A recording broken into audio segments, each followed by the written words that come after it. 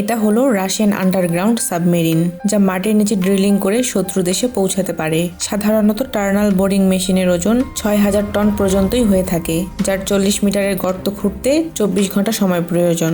কিন্তু তার মাধ্যমে তৈরি এই নিউক্লিয়ার সাবমেরিন মাটিতে ১০ কিলোমিটার প্রতি ঘন্টায় গর্ত খুঁড়তে পারে। এই সাবমেরিনটির সামনে খুবই শক্তিশালী ড্রিল বিট লাগানো থাকে, যা ১,০০০ RPM এর গতিতে চলতে পারত।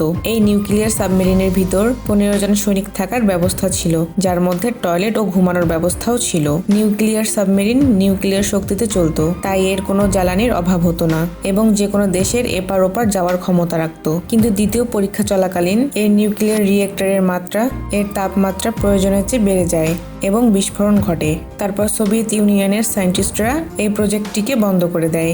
এর সাথে আপনার জানা উচিত আমাদের ভারতের ৯ কিলোমিটার অটল টানেল বানানোর জন্য ২০ বছর সময় লেগেছে, যা ২০১২ থেকে ২০২০-এ সম্পূর্ণ হয়।